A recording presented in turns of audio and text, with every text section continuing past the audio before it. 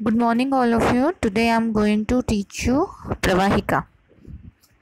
ठीक है, तो प्रवाहिका के लिए आचार्य चरक ने चिकित्सा स्थान के अध्याय 19 के अंदर जो है अतिसार के साथ में प्रवाहिका का भी वर्णन किया है. आचार्य चरक कहते हैं आमे परिणते यस्तु विबद्धम अतिसार्यते सशूलपिच्छम अल्पा अल्पम बहुशः स प्रवाहिकम. ठीक है, आमे परिणते अर्थात आम के परिणत यानी परिपक्व हो जाने पर, आम के परिपाक हो जाने पर रोगी को, ठीक है, शूल के साथ और आव के साथ, शूल एंड आव से युक्त बंधा हुआ, विबद्धम यानी बंधा हुआ कठिन, ठीक है, मल का प्रवाहिका के साथ, प्रवाहन के साथ अल्पा अल्पम यानी थोड़े थोड़े प्रमाण में, ठीक है, अनेक बार यानी अतिसार के समान जो है त्याग होता है, यही प्रवाहिका है. ठीक है, यानी आम के परिपाक हो जाने के बाद शूल के साथ, ठीक है, और बंधा हुआ विबद्धम अतिसारवत अल्पा अल्प मात्रा में जो प्रवाहन होता है, मल की प्रवृत्ति होती है, बहुशः यानी अनेकों बार, ठीक है, वही क्या है, प्रवाहिका है. ठीक है, अब अगर हम प्रवाहिका के पर्याय की बात करें तो अलग अलग नामों से भी इसका डिस्क्रिप्शन आया है. आचार्य सुश्रुत जो है इसको निश्चारक कहते हैं.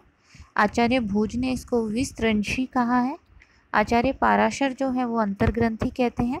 आचार्य हारीत ने निधारक और निसारक कहा है. ठीक है, अगर हम प्रवाहिका के निदानों की तरफ जाएं तो कहा गया है कि अहित आहार का सेवन, वात व कफ दोष वर्धक आहार विहार का सेवन, ठीक है, अत्यंत उष्ण तीक्ष्ण, ठीक है, और काल या जो समय, ठीक है, यानी कि अत्यंत उष्ण तीक्ष्ण आहार का सेवन करें. ठीक है, और उसके अलावा जैसे ये होता है ना, अकाल के अंदर अत्यंत उष्ण काल में असमय में भोजन इस तरीके से करें.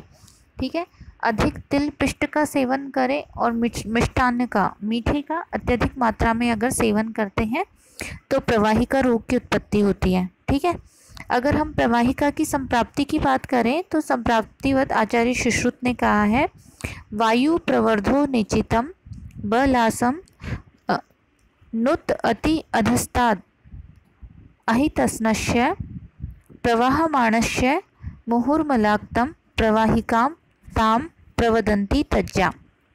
ठीक है, यानी अत्यधिक मात्रा के अंदर अहितशन का, अहित आहार विहार का सेवन करने से क्या होगा, वायु प्रवर्धो, वात क्या होगी, प्रकोपित होगी. ठीक है, और निश्चितम बलासम नुत्यति अधस्ताद, ठीक है, ये क्या करेगा, प्रकोपित वायु जो है, ठीक है, ये कुपित होकर कफ दोष को, ठीक है, पुरुष के साथ गुद मार्ग से, अधस्ताद गुद मार्ग से बाहर निकालती है. ठीक है, प्रवाह मानस्य प्रवाहन करते हुए, मुहुर्मलक्तम, मुहुर बार बार जो है मल से मिश्रित कफ जो है वो गुद मार्ग से बाहर निकलता है. ठीक है, इस प्रकार से जो है इसकी जो है प्रवाहिका रोग की उत्पत्ति होती है. अर्थात निदान सेवन किया, निदान सेवन से अग्निमांद्य हुआ, अग्निमान से वात कफ दोष प्रकोप हुआ, वात कफ दोष में प्रकोपित वात जो होता है कफ के साथ, स कफ जो है मल प्रवृत्ति करती है, प्रवाहन के साथ बार बार जो है मल की प्रवृत्ति होती है, आंत में क्षोभ होगा, इरिटेशन होगा. ठीक है, और गुद मार्ग से ये जो मिश्रित कफ मिश्रित मल प्रवृत्ति जो होती है इसी को प्रवाहिका कहते हैं. ठीक है, अगर हम संप्राप्ति घटक की बात करें तो दोष इसमें कफ और वात होता है, दुष्य जो है मल और अन्न होता है, स्त्रोतस जो है पुरीश्व है और उदक वह स्त्रोतस होते हैं यहाँ पे. ठीक है, इनका इन्वॉल्वमेंट होता है. स्त्रोतो दुष्टि प्रकार जो है संग होता है. ठीक है, तत्पश्चात इसमें क्या होगा, अति प्रवृत्ति होगी. अधिष्ठान जो है पक्वाशय होता है और व्याधि का स्वभाव यह है आशुकारी व्याधि है. ठीक है, तो प्रवाहिका रोग जो है आशुकारी व्याधि है. यहाँ पे पूर्व रूप का कुछ स्वतंत्र उल्लेख नहीं आया है, लेकिन प्रवाहिका के जो लक्षण हैं वो कुछ इस प्रकार से हैं कि अल्प मल के साथ केवल कफ धातु का गुद मार्ग से निसरण होता है. ठीक है, मल कैसा होगा, अत्यंत जो है अत्यल्प होगा.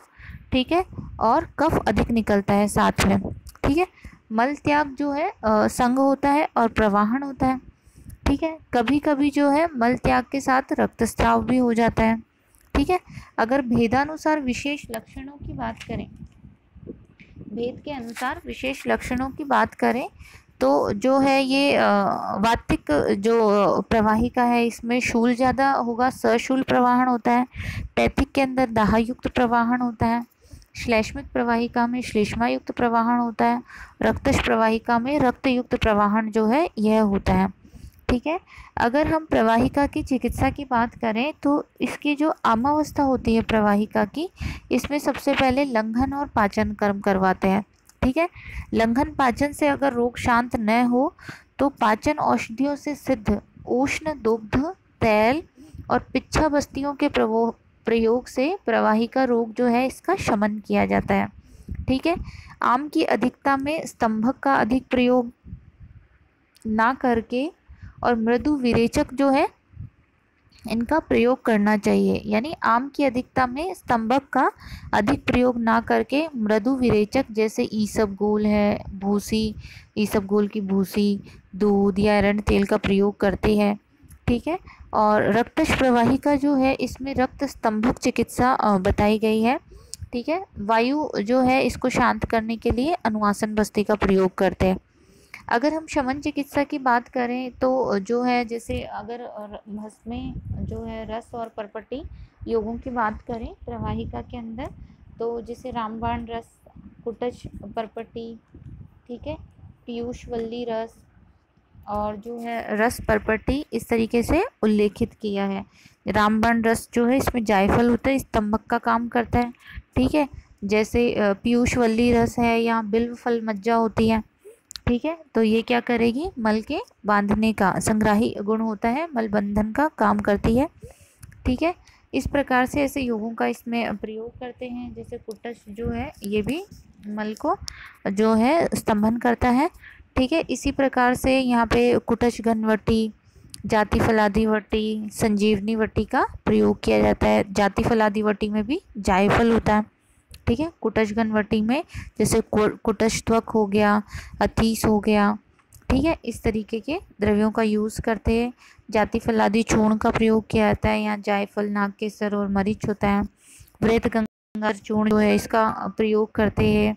या फिर कुटजाष्टक क्वात, वत्सकादि क्वात। ठीक है। वत्सक जो है कुटच का पर्याय है, तो वत्सक, अतीस, बिल्व इस तरह के द्रव्यों का प्रयोग करके और इसकी चिकित्सा की जाती है। Thank you so much.